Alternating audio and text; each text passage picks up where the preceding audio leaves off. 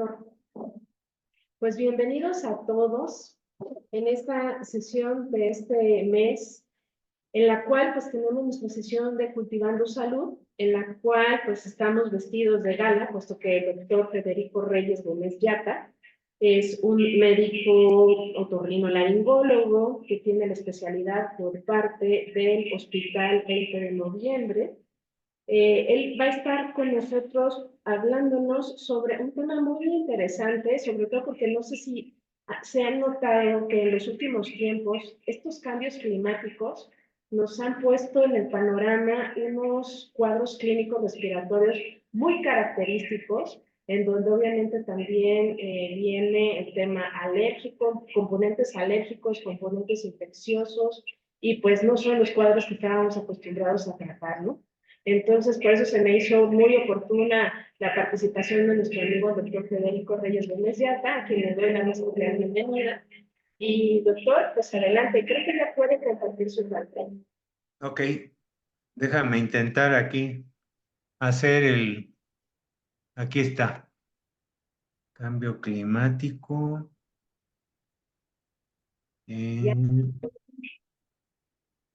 Listo. Listo.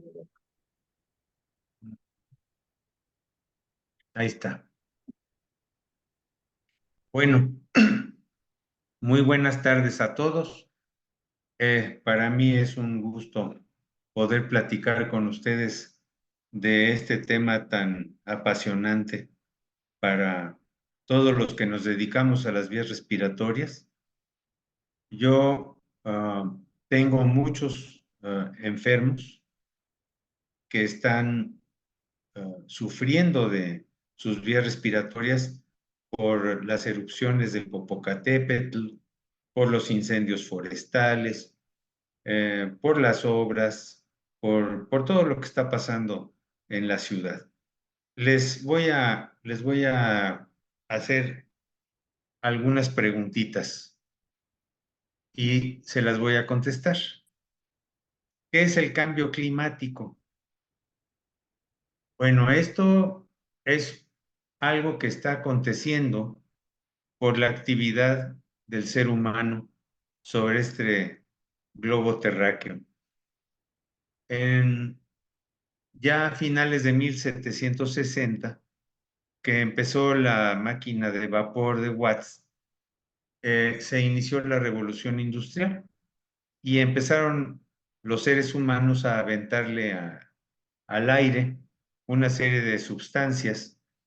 También la deforestación que ha ido haciendo el ser humano ha ayudado. La agricultura que antes no existía y que ahora el ser humano lo hace en forma muy importante, también ayuda. La quema de combustibles, hay un incremento, se calcula, del 50% de la emisión de dióxido de carbono hacia el medio ambiente desde 1850 a la fecha.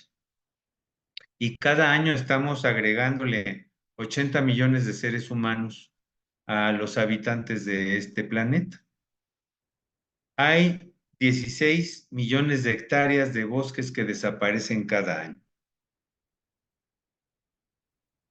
Y siguiendo con el cambio climático, hay gente que empezó a platicar de esto en el siglo XIX y se ha hablado ya muy fuerte en el siglo XX y XXI.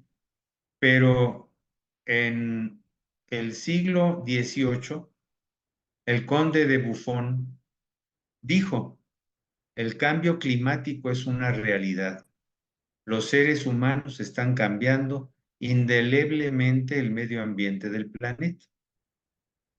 No predijo el calentamiento global porque todavía no empezaba la era industrial, pero sí advirtió que pensáramos más profundamente sobre cómo estábamos explotando los recursos y cómo nos estábamos asentando en gran escala. Este Leclerc fue un matemático, biólogo, botánico, escribió cosas que luego escribió Darwin. Sí, cuando Darwin leyó lo que Leclerc había escrito casi 80 o 90 años antes que él, se quedó asombrado. No estaba escrito igual, pero tenía una implicación similar. Otra pregunta que les quiero hacer y que es importante responder. ¿Qué es el efecto invernadero? La mayor parte de la radiación solar que ven ustedes aquí con estas flechitas llega a la superficie terrestre y la calienta y se rebota a la atmósfera. O sea, este calor que llega y calienta la superficie terrestre se rebota y sale a la atmósfera. Pero si aquí tenemos gases en esta zona, el rebote no es posible. Y entonces se vuelve a regresar, como aquí se ve en esta flecha. Este son lo que pasa también con las radiaciones infrarrojas. La radiación es absorbida por la superficie de la Tierra y se calienta. Si la atmósfera está limpia, estas radiaciones se van. Si la atmósfera tiene gases, si tiene vapor de agua, se rebota y se queda el calor. Y ese es el efecto invernadero. ¿Cuáles son las consecuencias del efecto invernadero? Hay una mayor tendencia a contaminación ambiental. El calentamiento global va aumentando, como ya lo estamos experimentando. Hay alteraciones en los ciclos de lluvia y sequía, como también ya lo estamos viviendo. Hay una sobreexplotación de los recursos naturales, como pueden ver en los niveles de las presas de la República Mexicana. Se está perdiendo hielo del Ártico y de la Antártida por el sobrecalentamiento global y hay una mayor afectación de las vías respiratorias en el ser humano.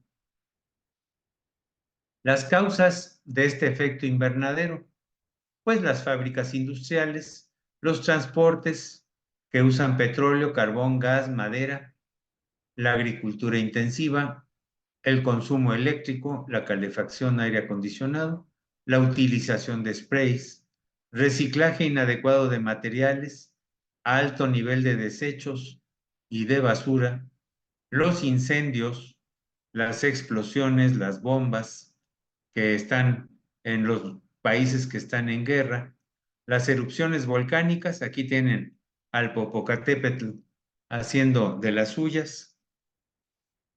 ¿Y cuáles son los gases que favorecen el efecto invernadero? Bueno, está el vapor de agua, desde luego, que tapa la salida de la radiación solar. El dióxido de carbono es el que más problemas nos da. El metano, que sale de los gases intestinales, particularmente del ganado. El óxido nitroso, que aparece en los agronitrogenados, en todos los que se usan para fertilizantes. Los fluorocarbonos, que ya uno de nuestros químicos obtuvo un premio Nobel gracias a su investigación. El ozono y el dióxido de azufre, que aparece en toda esta gama de gases que salen del Popocatépetl. Bueno, el pH en la lluvia ácida que tenemos gracias a todos estos gases que ven ustedes aquí, eh, se baja, está más o menos por el 5 o el 5.5 en la acidez del agua, gracias a estos gases. Los volcanes y la vegetación y todo lo que suelta azufre y nitrógeno están aventando al aire estos compuestos, el dióxido de azufre y el óxido nitroso, en combinación con el agua, se convierten en ácido y pueden hacer no solamente el daño en el agua.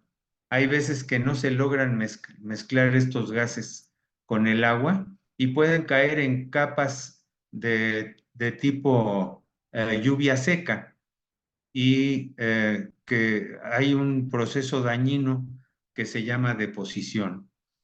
La lluvia ácida puede generar descomposición en la tierra y en los lagos, sobre todo en el agua que está sin moverse.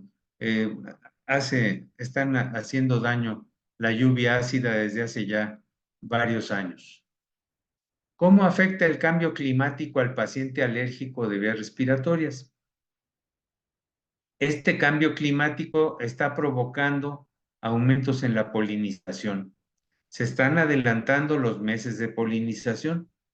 Está habiendo alteraciones en la composición de los pólenes y hay un aumento en la cantidad de pólenes en el medio ambiente.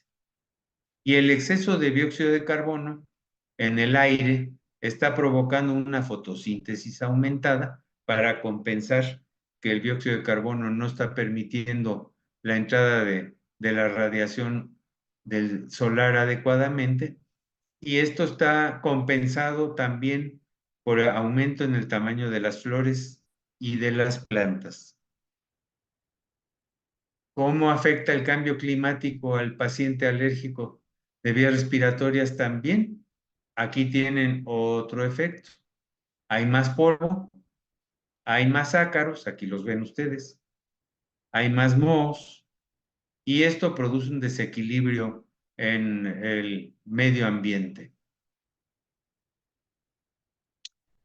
La lluvia, cuando hay lluvia, baja la cantidad de polen en el medio ambiente, pero se han fijado que de repente hay grandes tormentas, o sea, no son las lluvias de antes que este, son suaves, parejas, no, de repente llega una tromba y de repente hay el tornado y de repente el huracán como el que entró en Acapulco y que destruye todo, y entonces pues sí, baja la cantidad de polen en el medio ambiente, pero destruye las plantas y destruye muchas cosas más. Menos estímulo alergénico en vías respiratorias cuando tenemos esta baja en la cantidad de polen. La lluvia ácida afecta a seres humanos, a plantas y animales. Estos gases tóxicos ambientales que hay tanto en la lluvia ácida como en el aire incrementan las inflamaciones alérgicas en la nariz, en la conjuntiva ocular, en la piel y en la mucosa traqueobronquial. La contaminación del aire que produce el cigarrillo y todos los otros elementos que les he descrito afectan la mucosa respiratoria. Esto que ven aquí es el cornete septal, este son el cornete inferior izquierdo, el cornete inferior derecho. Fíjense cómo tiene aquí lagos venosos. Estos lagos venosos se llenan de sangre, producen que se hinchen los cornetes para que no pase mucho aire sucio o mucho aire seco. Los cornetes se encargan de calentar, filtrar y humectar el aire. Cuando hay aire con contaminación, se irritan y se inflaman los cornetes. También, cuando hay irritación e inflamación crónica de las vías respiratorias, el tejido linfoide crece y puede llegar a obstruir, como ven ustedes aquí este par de anginas. Cuando logré quitarle al niño que tenía estas anginas, estos bodoques, el niño dejó de tener apnea del sueño, dejó de roncar, empezó a crecer bien, su velo del paladar empezó a desarrollarse en forma adecuada, su paladar duro también. O sea, todo esto que ven ustedes es provocado por irritación e inflamación, porque aquí en la Ciudad de México estamos respirando aire sucio. ¿Cuál es la interrelación entre la contaminación ambiental, el cambio climático y las alergias? En el ser humano hay afectación de la respuesta inmune. Algunas defensas disminuyen las defensas que nos defienden pueden disminuir y otras se elevan en su actividad. Las que producen alergia son las que normalmente se elevan. El ser humano se puede infectar por diversos microorganismos con mayor facilidad porque estas defensas disminuyen. El paciente que ya es alérgico de vías respiratorias puede empeorar. Inclusive el tratamiento médico de inmunomodulación o de vacunas puede tardar en hacer efecto e inclusive puede no haber mejoría. Los contaminantes ambientales pueden interactuar con los alergenos y dar más respuesta inflamatoria y alérgica. Habrá casos en los cuales haya un factor irritativo químico, otro factor inflamatorio alérgico y un microorganismo oportunista. Como decía la doctora Ocampo, todos unidos en un cuadro clínico difícil de resolver. Conclusiones. Tenemos que revertir el cambio climático y la contaminación ambiental. Hay que disminuir las fuentes que producen dióxido de carbono. Hay que cuidar más a los pacientes que tienen afectadas sus vías respiratorias y que están expuestos a este medio ambiente. Hay inclusive que darles instructivos. Sobre todo aquellos pacientes que tienen enfermedad pulmonar obstructiva crónica o que tienen asma bronquial, a ellos hay que cuidarlos más. Hay que aceptar que seguiremos teniendo periodos más prolongados de polinización. Habrá más periodos de sequía que traerán más polvo, ácaros y gases.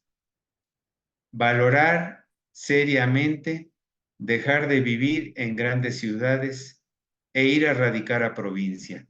Aquí les pongo unas fotos que son de Chihuahua y Chihuahua tiene muchos atractivos, no tiene mucha lluvia, pero tiene zonas en las que se han cultivado las cosechas de mayor producción de manzanas que se exportan en forma muy importante. O sea, la manzana de Chihuahua es muy apetecida en países extranjeros, se pelean por ella. Los menonitas que viven en Ciudad Cuauhtémoc tienen ahí una zona industrial con mucho cuidado por el medio ecológico. Sí, tienen todos sus desechos muy cuidados, tienen muy limpio todo. O sea, hay lugares a los que puede uno ir a vivir en donde está la industrialización y que tiene un medio ambiente más amable. Mientras sigamos viviendo nosotros en grandes ciudades, pues vamos a seguir expuestos a este gran problema de la contaminación ambiental. Muchas gracias. Muchas gracias, doctor Federico. Pues un gusto haberlo escuchado y a mí me mueven muchas cosas. Dentro de estas, una que me llama mucho la atención es que desde los 1700 ya estaban hablando de un cambio climático, y eso que todavía no estábamos adentro de la industrialización como tal. Y bueno, y para los gobiernos, pues, ¿qué tenía más peso, no? Económicamente, el desarrollo industrial es el que le ha dado en la torre al medio ambiente y que obviamente este interés económico, pues, había pesado más que el cuidado del medio ambiente. Otra cosa, pues, ¿qué tantas intervenciones gubernamentales se han hecho realmente para combatir esto? Y ver que en verdad sean efectivas, porque pues no es nada más de unos países, y aquí ya nos estamos metiendo un poquito a política, pero el asunto de decir, bueno, si estamos viendo que hay un impacto en la salud de las personas, que incluso se habla, ¿no? Que por la pérdida de este cambio climático, la pérdida de todos los glaciares que tenemos y el riesgo que tenemos en un futuro de la aparición de enfermedades emergentes que estaban ocultas en estos mantos de hielo y que obviamente pueden ser una nueva sorpresa para el ser humano en la actualidad, ¿no? Que obviamente eso va a ser un impacto en la salud de la población. A mí, yo le hago una pregunta, porque yo lo veo desde la perspectiva de que hay que hacernos el lavado de manos, hay que cuidarnos la piel, hay que hidratarnos, hay que tomar agua, hay que hacer ejercicio, pero ¿qué tipo de cuidados preventivos del día a día podemos hacer pues, para cuidar nuestras vías respiratorias? Porque no tenemos una rutina de aseo regular, a lo mucho nada más el aseo nasal, ocasional al día, pero algún otro tipo de rutinas que hagamos para cuidar y estar condicionando nuestras vías respiratorias, pues nunca nos las enseñaron o por lo menos tenerlas para indicarlas a nuestros pacientes, ¿no? ¿Qué tipo de medidas usted nos recomendaría para, estaría padrísimo irnos a un estado de la República diferente? A mí me gustaría ir a la playa, a Mérida, pero pues hay veces que, pues porque más queramos, pues estamos aquí metidos en esta nube de contaminación. Entonces, ¿qué nos recomienda usted, doctor, para tener este cuidado y mantenimiento de nuestras vías respiratorias en este mundo con smog? Yo tengo todos los que estamos en el sector salud, tenemos la experiencia de lo que sucedió cuando nos pusimos los cubrebocas por la pandemia. Mi consulta disminuyó notablemente en los pacientes con alergia y con infecciones. Los alérgicos se descontrolaron menos durante la pandemia y los que normalmente se infectaban se dejaron de infectar. O sea, no se quitaban el cubreboca porque tenían miedo de que les diera COVID y que se fueran a morir o fueran a dar a terapia intensiva. Y eso fue una enseñanza que creo que debemos de conservar. Mañana, 10 de mayo, hay contingencia ambiental, hay doble hoy no circula. Si alguien sale mañana a la calle, debe de salir de preferencia con cubrebocas para tratar de evitar en lo posible respirar el ozono. Y no es nada más el ozono, las partículas suspendidas de 2.5 que atraviesan el cubrebocas también van a estar presentes. O sea, hay grandes niveles de polvo, no solamente de ozono, y hay grandes niveles de azufre porque el Popocatépetl sigue mandando cenizas. O sea, no ha habido un día que no esté aventando fumarolas. Entonces, sí es muy importante que mientras no llueva, a la población hay que recomendarle cuando venga al consultorio que ande al aire libre con cubrebocas de preferencia. Y yo creo que una recomendación que se les puede hacer también es que los niveles de vitamina C y vitamina D3 sean normales o les pidamos niveles de vitamina D3 en laboratorio para ver si necesitan estar tomando esta vitamina diariamente, sobre todo en la época de contaminación ambiental. Hay personas que ahorita, en esta época, yo estoy teniendo peticiones de refill, de que les haga yo nuevos frascos de vacuna.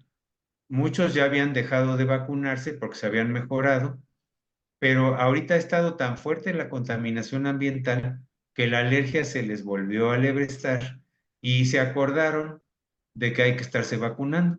Y entonces regresaron por sus vacunas y se han vuelto a mejorar estos pacientes. Hay pacientes que se infectan y lo que yo hago es que les doy una vacuna de bacterias muertas.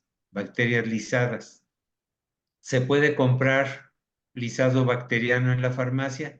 Yo tengo un lisado bacteriano en mi refrigerador que les preparo y les doy a los niños, a los adolescentes y a los adultos cuando veo que se están infectando con más frecuencia.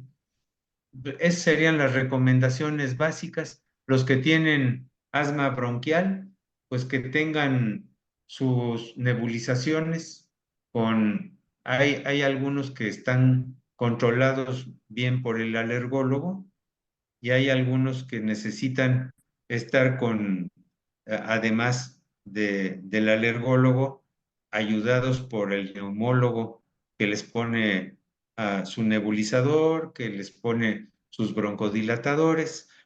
Pero bueno, el asmático es un caso especial que hay que tener mucho cuidado. A veces el asmático tiene que ser manejado por el otorrino, por el neumólogo y por el alergólogo. O sea, no es un paciente fácil de manejar, y menos en una ciudad contaminada. Y el paciente con enfermedad pulmonar obstructiva crónica hay que tenerlo constantemente con ambiente húmedo, ejercicios respiratorios, desinflamatorios de la mucosa bronquial, fortalecidas sus defensas, porque ellos con facilidad se pueden complicar, hacer hipoxias, nos pueden dar un susto. Pero bueno, fuera de esos casos, creo que los demás, si están respirando bien por su nariz, si no tienen obstrucción de las vías respiratorias superiores por adenoides y anginas, pues con las medidas generales de vitaminas y cubreboca deben de salir adelante. Sí, ¿qué tal? Buenas tardes, doctor Federico. Aquí el Buenas doctor. tardes. Sí, ¿qué tal? Pues le comento brevemente unas cosas que he visto en la consulta de medicina familiar. Una ¿Cómo de no? ellas es que antes había pacientes con rinitis alérgica intermitente y pues en los últimos años se ha vuelto persistente y yo creo que el uso de esteroides nasales, fluticasona, mometasona, se ha ido también muy alto. Y la otra es pacientes que nunca en su vida habían sido alérgicos, papá, mamá sin atopia, 30, 40 años sin alergia y de repente revisamos nariz y sí, efectivamente, mucosa pálida, cornetes hipertróficos como los de la imagen que mostró y pues no se conocía antes con rinitis alérgica y de repente desarrollan los cuadros de rinitis alérgica y persistentes. Ok.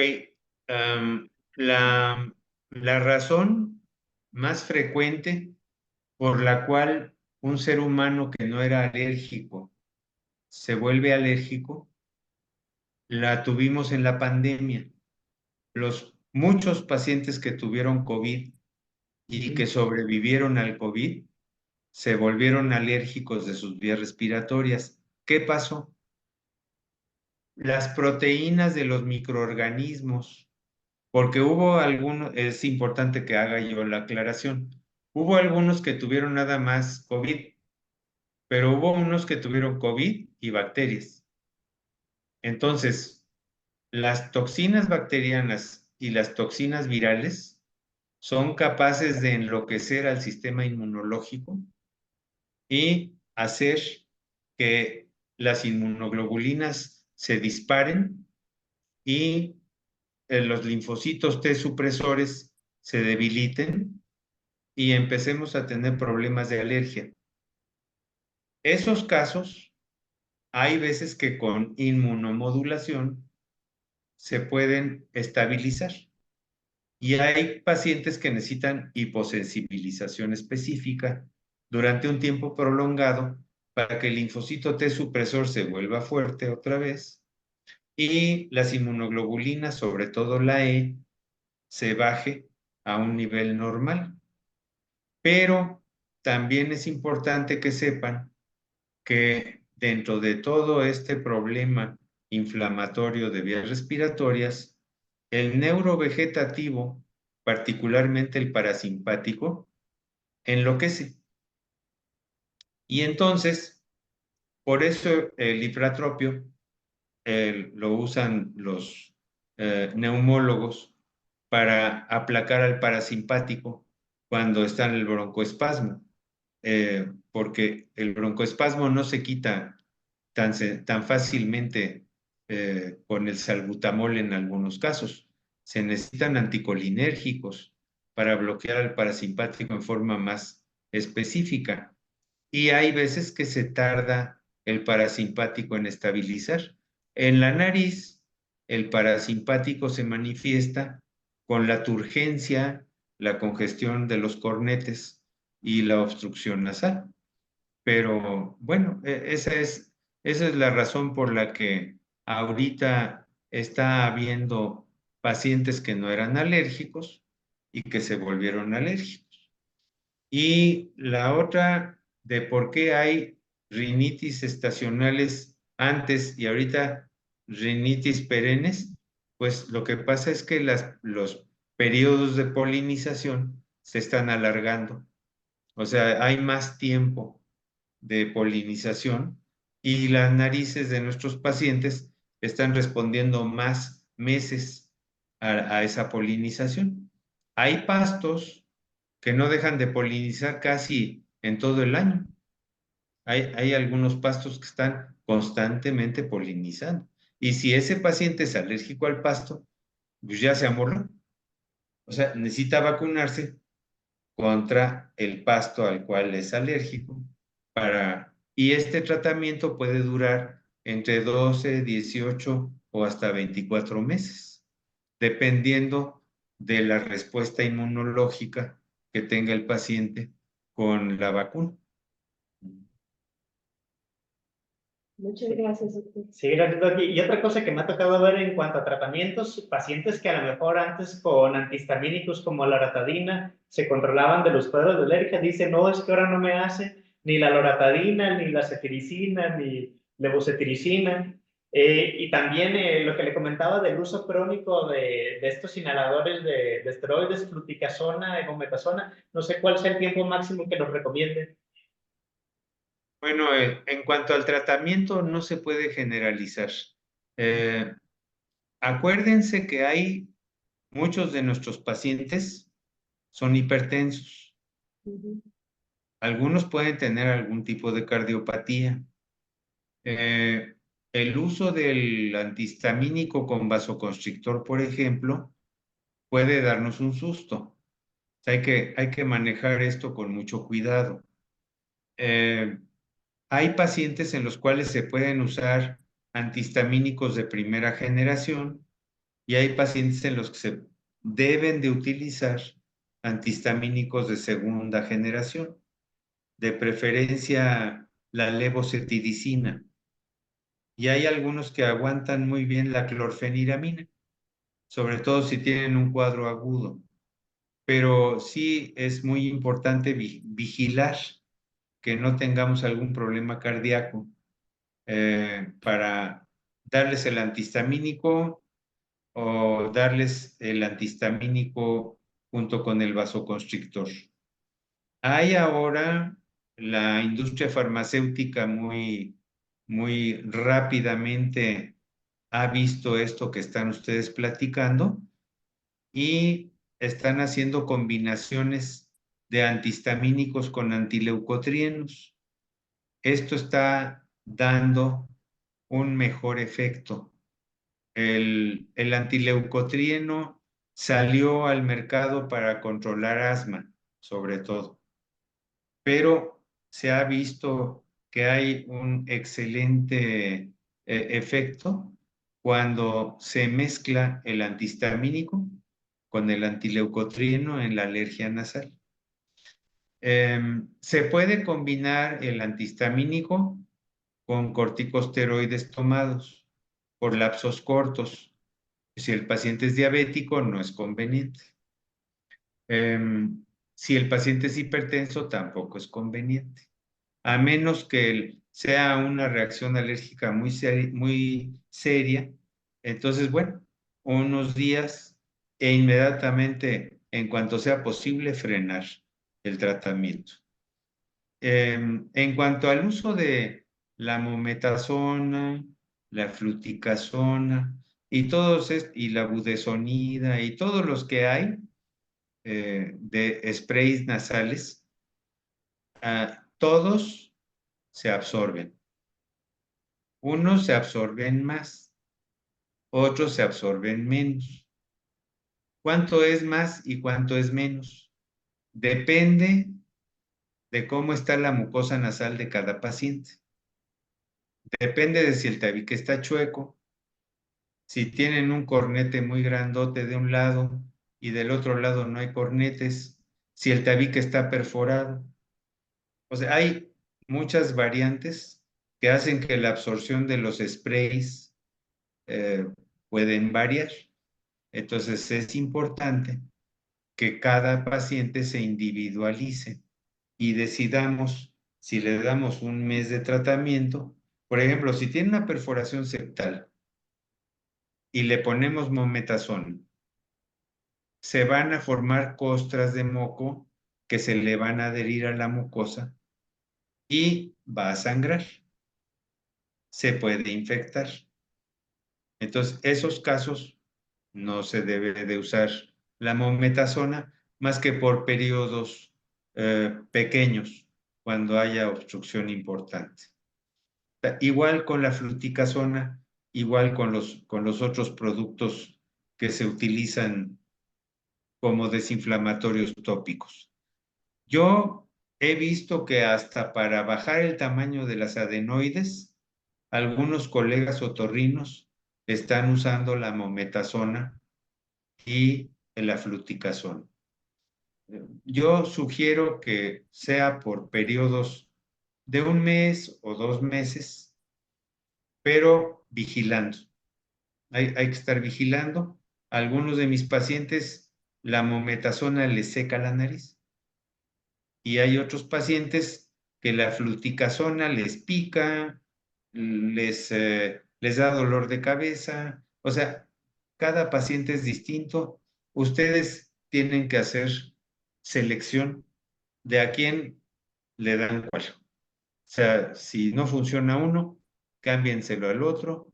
Vigilen que esté aplicándose bien el spray, que se lo ponga a 45 grados, que lo ponga en la entrada de la nariz, que no se meta el aditamento donde sale el spray hasta tocar el cornete, sino que sea en la entrada de la nariz. Y de preferencia, pues de ser posible, que lo usen en las noches, si es que es cuando más congestión tienen de la mucosa nasal. Si el cuadro alérgico está fuerte, bueno, pues entonces cada 12 horas, ni modo. Y en cuanto puedan, bájenle la dosis o suspéndanselo.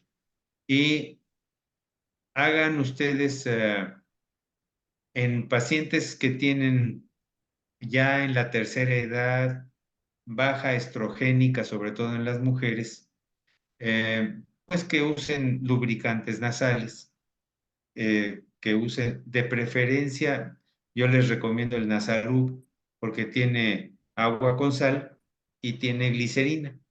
O sea, eso me ha dado buen resultado. Algunas de mis pacientes no es suficiente el Nasalub, les pido que compren glicerina y que hagan una mezcla de glicerina con bicarbonato de sodio, 5 mililitros de glicerina con una cucharadita cafetera de bicarbonato de sodio en 1 litro de agua. Mézclenlo, que lo mezclen bien y que se pongan jeringazos con jeringa de 3 mililitros, poniéndose encima del lavabo, un jeringazo en cada fosa nasal, y esto les ayuda a que se limpie la nariz, a que esté un poquito más húmeda. Sobre todo, insisto, en las mujeres que están con la premenopausia o que están con menopausia y que sus mucosas, la vaginal, la conjuntiva ocular, la mucosa nasal, se empiezan a secar. Ellas son las que más sufren esto y esta misma resequedad hace que se congestione su mucosa nasal. Ok, muchísimas gracias, Doc. Última pregunta de mi parte, y pensando en esto de que ahora hay más polvo, más ácaros, más polen, para exteriores, pues se me hace perfecto lo de la cultura del cubreboca que aprendimos con COVID, pero para interiores no sé qué opine de los purificadores de aire. Yo creo que si está uno en un cuarto eh, con la puerta cerrada, sí, es útil. Yo creo que vale la pena. Yo sugiero que se trate de humidificar el aire del cuarto en donde dormimos, para que el polvo se asiente y por lo que sí es muy importante explicarles a los pacientes que los ácaros están en las almohadas, están en los colchones, están en las alfombras, están en las cortinas.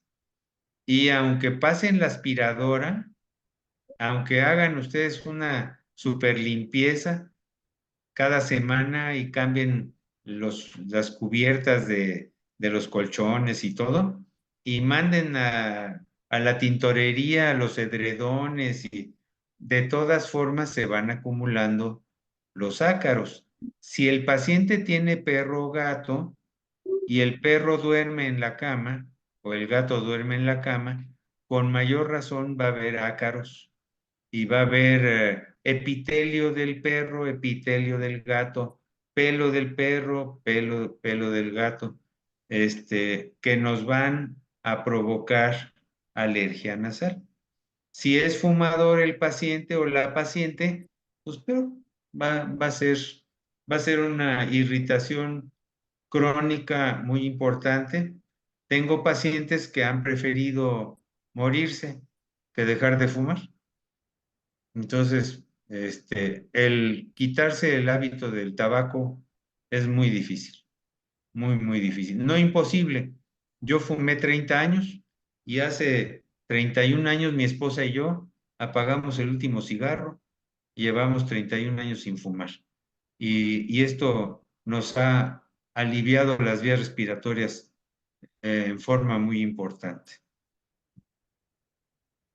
Ok, muchas gracias, doctor. Oiga, y ya vio que en los últimos años está muy de moda el tema de microbiota. ¿Ha escuchado usted algo de microbiota en relación con los cuadros alérgicos y vías respiratorias? El hecho que modifiquemos la microbiota de nuestros pacientes puede traernos un beneficio a nivel respiratorio.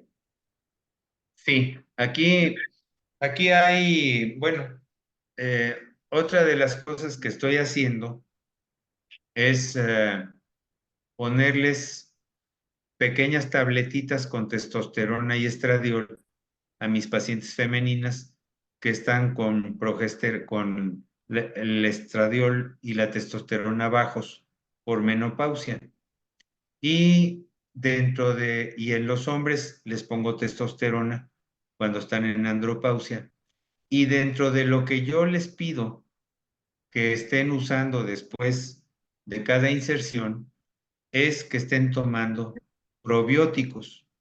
El, eh, Existe ya evidencia que el sistema inmunológico se fortalece mientras más flora intestinal buena haya en el intestino. El intestino tiene 7 metros de tejido linfático. O sea, mucha gente piensa que las anginas son las que nos defienden. No, nuestra defensa viene de la mucosa, de la submucosa intestinal. Las placas de Peyer son las productoras de la mayor parte de nuestros anticuerpos. Y si tenemos una flora intestinal, una macrobiota adecuada, equilibrada a nivel intestinal, todas las placas de Peyer están produciendo anticuerpos con mucha felicidad para el dueño de ese intestino. Sí, sí es real y los laboratorios están haciendo un gran uh, uh, aviso comercial, o sea, cuando vienen a vernos al consultorio, me dicen los agentes de farmacéuticas, dice, oiga, doctor, pues usted es otorrino, pero de todas formas le traigo información de nuestro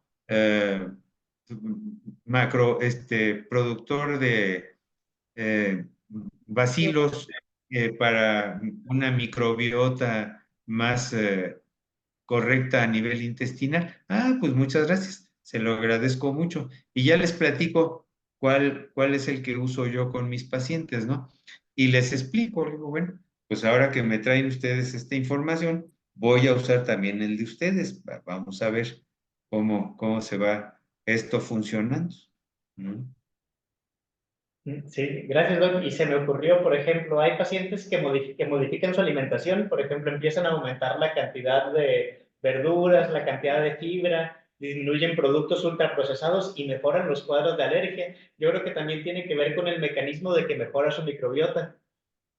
Sí, sí, pero también es importante que les diga yo que no sabemos qué estamos comiendo cuando estamos comiendo carnes, ya sea de ganado vacuno, bovino, de aves, de lo que sea, incluso pescados. No sabemos si estamos comiendo mercurio o qué demonios estamos comiendo cuando estamos comiendo carnes de animales. Entonces, cuando la gente cambia al vegetarianismo, su salud intestinal y su salud de vías respiratorias y de la piel y del sistema nervioso central mejoran. El corazón ya no tiene hipertensión arterial, algunos hasta dejan de tener arritmias. O sea, hay cambios muy importantes cuando uno empieza a comer más vegetales y frutas y que vengan orgánicas, o sea, no sé qué tan limpias estén las orgánicas, pero supuestamente las orgánicas tienen menos pesticidas y tienen una mejor calidad, mayor limpieza, menos posibilidades de que nos estemos tragando cisticercos, amibas y demás que hay cuando no limpiamos bien las frutas y las verduras. Pero bueno, sí, yo también he visto eso, ¿eh? Hay pacientes, los niños en particular, que se les quita la leche y los derivados lácteos en sus primeros años, mejoran mucho de sus infecciones de vías respiratorias y de sus reacciones alérgicas. Y ya cuando su sistema enzimático digestivo se fortalece y madura, se pueden empezar a comer quesos o algunos otros derivados lácteos, mantequilla, ya empiezan a tolerar el huevo y ya nos están infectando. Y antes, pues que el reflujo, que la diarrea, el vómito, la urticaria, y conforme van creciendo, haciéndoles una dieta equilibrada, los niños van mejorando en forma notable. Okay. Muchas gracias, doctor Federico Reyes. A nuestros compañeros que están en la sesión, si gustan hacer alguna pregunta al doctor, son bienvenidos. Pueden prender sus micrófonos para que tengamos esta interacción. Yo la verdad que me voy muy satisfecha, doctor, con esta información, aunque sabemos muchas veces por estos temas políticos que hemos visto, pues nos meten en esa duda, ¿no? ¿Existe el cambio climático realmente o no existe? Pero sí, es una verdad. El tema, ahorita incluso, ¿no? Los cambios de clima que estamos teniendo tan importantes, también nos están modificando el medio ambiente en el que estamos. Y pues bueno, muchísimas gracias, doctor. Y aparentemente no hay ninguna pregunta por parte de los asistentes. Y pues yo... Hola. Ah, sí, alguien prendió el micrófono. Adelante. Hola, soy Gaby Sosa, doctor. Buenas tardes, ¿cómo está usted? Buenas tardes, Gaby. Buenas tardes. Oiga, pues felicidades, muy buena exposición. Definitivamente creo que el cambio climático lo estamos sintiendo cuando no podemos dormir en la noche en estos días. Así Mi es. mamá tiene asma y me hace mucho clic todo lo que usted ha comentado. Nos ha atendido un neumólogo muy bueno y pues bueno, ahí ha salido adelante, pero pues Qué sí bueno. se incrementan sus problemas. Pero bueno, Sí. muchas gracias. Yo le tengo una pregunta respecto a la última recomendación del consumo de la carne, relacionada Ajá, también con el cambio climático, porque pues dejar de ajá, comer carne ayudaría mucho al planeta también, y es el tema de la proteína. sí. Aparentemente la proteína de mejor calidad, o es la información que tenemos, viene de la carne. Ujú. Entonces, si la opción, a mí me parece excelente la opción de ser vegetarianos, pero el tema de proteína, ¿cómo se maneja? ¿Es real? ¿Es mito? ¿O son suplementos los que hay que tomar? O, bueno, esa sería mi pregunta. Hay proteínas vegetales que son muy buenas y suficientes para mantener el, el nivel a nivel cerebral, a nivel de músculos, de la proteína que se necesita. Sí, yo tengo pacientes que son vegetarianos y periódicamente tienen que regresar a pescado. Ok, Entonces, pero no comen carne de res, no comen carne de oveja, no comen aves, no comen nada, nada de ese grupo de carnes. Se comen a veces salmón, que es el ok, aparentemente más nutritivo, el que tiene más omega 3, tiene muchos factores nutritivos buenos y bueno, pues lo único es que pues ese salmón no venga contaminado con alguna de los antibióticos o de los químicos que avienta el ser humano al mar, ok, que a donde está ese salmón nadando, ¿no? ok. Muy bien. Muchas gracias, doctor, Para servirle. y Yo, felicidades. gracias. Quería yo comentarles que todos los años la Sociedad Mexicana de Otorrinolaringología tiene un congreso nacional y ya tiene más de 5 años que hay una mesa redonda de cambio climático y contaminación ambiental y hay invitados como Luege Tamargo, como el Químico Guerra, como todos los que están metidos en contaminación y en el medio ambiente, en el agua, en gente muy, muy eh, bien preparada, participan en las mesas redondas con otorrinos, neumólogos, alergólogos en esas mesas redondas y todo esto se le hace saber al sector salud. O sea, no sé qué hacen allá en salubridad y en las otras instituciones, el ISSSTE, el Seguro Social, la Secretaría de la Defensa Nacional, Marina, Pemex, no sé si de ahí están avisándole al sector salud lo que está pasando con sus pacientes, pero la Sociedad Mexicana de Otorrino todos los años hace énfasis en la necesidad del control del cambio climático y de la contaminación ambiental y sacamos en las mesas redondas cifras de nuestros pacientes, de lo que está pasando, de lo que estamos viendo. En febrero fue el curso internacional de principio de año de la Sociedad Mexicana de Otorrino a nivel nacional y ahí yo estuve en la mesa redonda de cambio climático y también di esta información a los otorrinos que estuvieron en ese curso internacional. O sea, no nos hemos callado.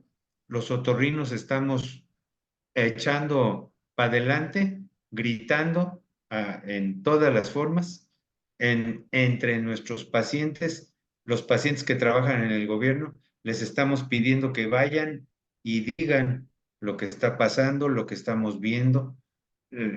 Ahí están publicaciones, están memorias de lo que hacemos en los congresos y en los cursos y están publicadas para que la gente los consulte, ¿no? Los otorrinos y la gente dedicada al sector salud se puedan meter a ver esto. Gracias, doctor Federico. Laura de Jesús, prende tu micrófono, por favor. Bienvenida. Hola, buenas tardes. Buenas Muchas tardes, gracias Laura. por invitarnos a la ponencia. Y muy buena ponencia, doctor. Mi Gracias. pregunta va enfocada hacia lo que estaba escuchando que mencionaba de la glicerina con el bicarbonato. He visto que existen estos aparatos de NailMed, que está el Sinus Rinse y el Nasogel. Y había visto que un otorrinolaringólogo en redes sociales los estaba recomendando mucho para usarlos diario con lavados nasales. Entonces, mi pregunta es, ¿qué tan recomendable es estarse haciendo lavados nasales diariamente? Bueno, aquí es muy importante volver a enfatizar que cada paciente es distinto.